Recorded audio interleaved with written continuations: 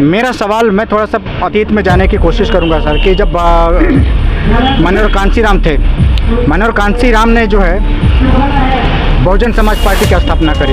बहुजन समाज का मतलब क्या होता है?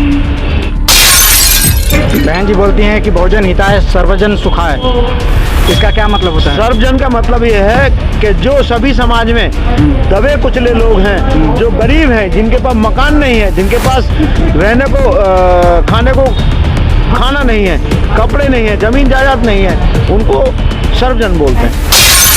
बहुजन समाज का मतलब मैं समझना चाह रहा था कि वास्तव में बहुजन समाज और सर्वजन समाज में जो है डिफरेंस क्या है, क्योंकि बहुजन समाज पार्टी जो है बहुजन समाज के रास्ते को छोड़ करके सर्वजन समाज के रास्ते पर चल पड़ी है, जबकि मनोहर कांशीराम साहब ने बहुजन समाज पार्टी बनाया था। सर, अभी का जो समय है, ये कहा जा रहा है कि अभी का जो पीरियड है, मान लीजिए आपके हाथ में, एक हाथ में रसगुल्ला है और एक हाथ में आग है, सबसे पहले आप क्या करेंगे? देखिए, समाज के लिए अगर आग लेनी पड़ी तो आग लेंगे, रसगुल्ला नहीं खाएंगे।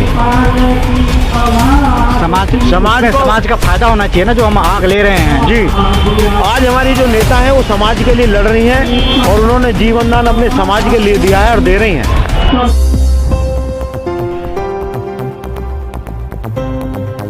नमस्कार, मैं हूं ओम प्रकाश और आप देख रहे हैं सत्य समाज न्यूज। हमारे साथ में डॉक्टर मुकेश बालाजी हैं, दिल्ली प्रदेश के महासचिव, और हम यहाँ पे पहुंच चुके हैं दिल्ली में कला संकाय गेट नंबर 4 के सामने, जहाँ पे रितु एक हमारे दिल्ली समाज की प्रोफेसर हैं जिनको जातिवाद के कारण जो है नौकरी गंवानी पड़ी है। वहाँ पे प्रोटेस्ट में है। मैं इनसे बात करने की कोशिश करूँगा कि सर, ये जातिवाद का जहर समाज को कहाँ तक लेके जाएगा?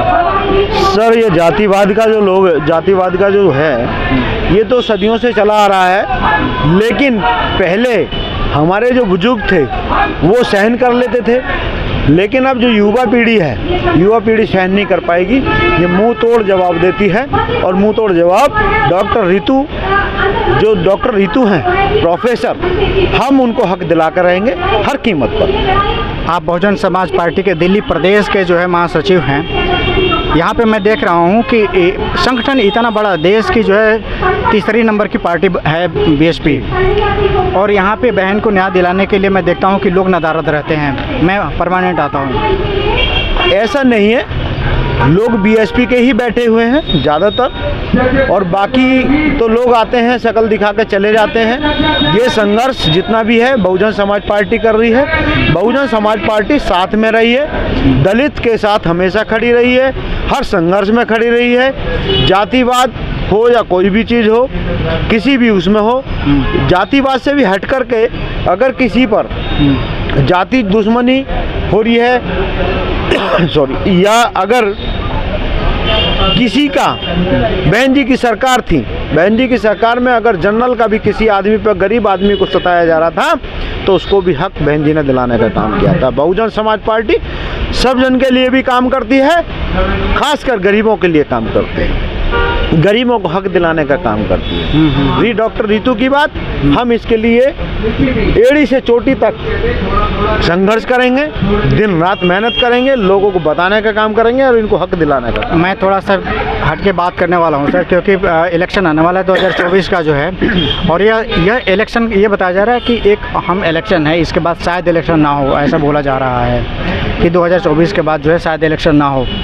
और ये बात हम ही नहीं कह रहे हैं, बहुत सारे लोग कह रहे हैं, बहुत सारे लोग छोड़िए, जो है भाजपा के बड़े बड़े नेता ये बात बोल चुके हैं कि 24 के बाद कोई इलेक्शन नहीं होने वाला है। देखिए, ये लोकतंत्र है, राजतंत्र नहीं है। ये बाबा साहब का संविधान था, बाबा साहब ने कहा था अब राजा रानी के पेट से नहीं होगा, अब जो राजा पैदा होगा वो जनता के पेट से पैदा होगा। और बाबा साहब का जो संविधान है, उस संविधान के हिसाब से लोकतंत्र रहेगा। ऐसा कुछ नहीं है कि ये लोग इसको चुनाव को ख़त्म कर देंगे, चुनाव आने के बाद, या किसी चीज़ को ख़त्म कर देंगे, ये जनता नहीं होने देगी। कह रहे हैं कि संविधान खतरे में है, संविधान को मिटाया जा रहा है। संविधान तो खतरे में है, लेकिन संविधान मिटने वालों में से नहीं है। इस भारत देश के अंदर 22% दलित हैं और ओबीसी वगैरह सबको लगा करके अगर लगाया जाए तो 85% है। 85% आप सड़कों पे हैं सर, आप सड़क पे हैं, जी। लेकिन जो रूलिंग पार्टी है जिसकी मंशा ही है संविधान को बदलना, ऐसा बोला जा रहा है, और वो फुल बिचौटी में है। अगर वहाँ पे कोई कानून बना करके इस तरह की कोई बात होती है, ख़त्म करने वाली बात सामने आती है, तो बीएसपी का स्टैंड क्या होगा? बीएसपी का स्टैंड होगा, ख़त्म नहीं होने देंगे संविधान को, क्योंकि संविधान एक हमारा, जो हम लोगों को आज यहाँ तक नौकरियों पे संविधान से आरक्षण मिला है, विधानसभा में बैठने, लोकसभा में बैठने, हर तरीके से जो संविधान की वजह से जो हमें आरक्षण मिला, अनुसूचित जाति जनजाति ओबीसी का, ये एक संविधान की देन है, जो वोट गिरने का अधिकार भी दिया था। तो बाबा साहब का अगर संविधान नहीं होता तो हमें वोट गिरने का भी अधिकार नहीं होता। सर, मेरे चैनल का नाम है सत्य संवाद जी, और सत्य संवाद हमेशा सच दिखाता है, जी, किसी के पक्ष की बात नहीं करता है। जी, कोशिश ये रहती है कि समाज के लिए जो भी चीज़ सही होता है वो सवाल सत्य संवाद पे उठाया जाता है। मेरा सवाल, मैं थोड़ा सा अतीत में जाने की कोशिश करूंगा सर, कि जब मनोहर कांशीराम थे, मनोहर कांशीराम ने जो है बहुजन समाज पार्टी की स्थापना करी। बहुजन समाज का मतलब क्या होता है? बहुजन समाज का जो मतलब है, बहुजन समाज का मतलब ये है, जो दबे कुचले, जो पिछड़े जो लोग थे। बहुजन एक ऐसा नाम है कि सबको ही, जो गरीब लोग हैं, किसी भी तबके के लोग हैं, किसी बिरादरी के लोग हैं, उस बहुजन को साथ मिला करके उसी का नाम बहुजन समाज है। सर्वजन का मतलब भी बता दीजिए। बहन जी बोलती हैं कि बहुजन हिताय सर्वजन सुखाय, इसका क्या मतलब होता है? सर्वजन का मतलब ये है कि जो सभी समाज में दबे कुचले लोग हैं, जो गरीब हैं, जिनके पास मकान नहीं है, जिनके पास रहने को खाने को खाना नहीं है, कपड़े नहीं है, ज़मीन जायदाद नहीं है, उनको सर्वजन बोलते हैं। सर्वजन में मतलब सभी आ जाते हैं, सभी जाति धर्म के लोग आ जाते हैं। बहुजन मतलब क्या? जो मनोहर कांशीराम जो थे, बहुजन समाज पार्टी बनाए थे। बहुजन का मतलब ये है, जो जितने गरीब लोग हैं, गरीब तबके के लोग हैं, मैं बार बार उसी चीज़ को रिपीट कर रहा हूँ, जो गरीब लोग हैं, गरीब मतलब जिन पे एक मैं उधर की साइड जाता हूँ, गोरखपुर साइड जाता हूँ, या बिहार की तरफ जाता हूँ, या उड़ीसा की तरफ जाता हूँ, काफ़ी सारी जगह पे लोगों के तनों पे कपड़े नहीं होते, खाने के लिए रोटी नहीं होती, वो तो गरीबी हो गई। उन्हीं को बनाकर बहुजन समाज का मतलब मैं समझना चाह रहा था कि वास्तव में बहुजन समाज और सर्वजन समाज में जो है डिफरेंस क्या है, क्योंकि बहुजन समाज पार्टी जो है बहुजन समाज के रास्ते को छोड़ करके सर्वजन समाज के रास्ते पे चल पड़ी है, जबकि मनोहर कांशीराम साहब ने बहुजन समाज पार्टी बनाया था और इसी चीज़ को लेकर के आगे बढ़ रही थी पार्टी, और कई बार सरकार भी बनाई यूपी में। लेकिन बहन जी का जब वर्चस्व हुआ तो बहन जी ने जो है उसको बहुजन समाज को बदल करके सर्वजन समाज बना दिया। तो मैं इस विषय पे बात, देखिए, सर्वजन सुखाय और बहुजन समाज दोनों एक ही हैं। अच्छा, कोई अंतर नहीं है? कोई अंतर नहीं है। ये एक हमने नारा दिया गया है, और इस नारे की वजह से आप अगर ये पूछना चाहते हैं तो इसमें कोई अंतर नहीं, सब एक ही है। सब एक ही है।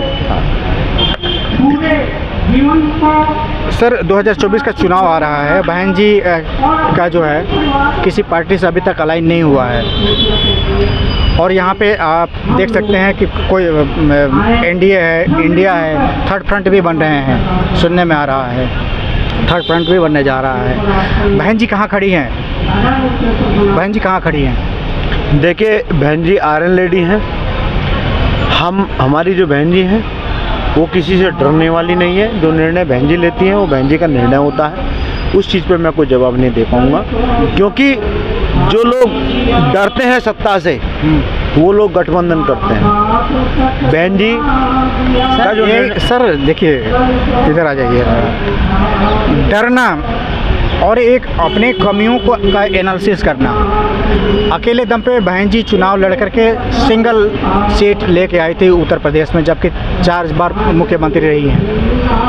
इससे सीख लेना चाहिए कि बहन जी जब अकेले एक एमएलए जीता पाई हैं तो अकेले दम पे लोकसभा के चुनाव में कितना उनको जो है सीट हासिल हो सकता है। देखिए, जो बहन जी हैं हमारी मुखिया हैं, वो बहन जी का निर्णय हो गया कि वो अकेले चुनाव लड़े हैं। या किसी गठबंधन में जाएं, उसके बारे में मैं कुछ नहीं बता सकता, क्योंकि जो बहन जी हमारी सुप्रीम है। जो सर्वे सर्वा का जो डिसीजन होगा वो सर्वमान्य होगा, है ना। नीचे वाले कार्यकर्ता इस पे कोई अपना सजेशन नहीं दे सकते हैं, जो है ना, यही है ना। तो ये जो आरोप लगते हैं कि इस पे इस पार्टी में एक डिक्टेटरशिप आ गया है कि जो अगर वो उन्होंने अगर सूली पे चढ़ा दिया तो चढ़ाना ही है, ऐसा कहा जाता है। देखिए, हम उस जाति से आते हैं जो लोग दूर से देख करके कहते कि इस जाति को घास भी देख के जलती है, तो ये लोग हमें हजम करने में बड़ा वो करते हैं, लेकिन हम इनके बीच में राज कर रहे हैं, हमारी बहन जी राज कर रही हैं, ये बहुत बड़ी बात है। सर, अभी का जो समय है, ये कहा जा रहा है कि अभी का जो पीरियड है, मान लीजिए आपके हाथ में एक हाथ में रसगुल्ला है और एक हाथ में आग है, सबसे पहले आप क्या करेंगे?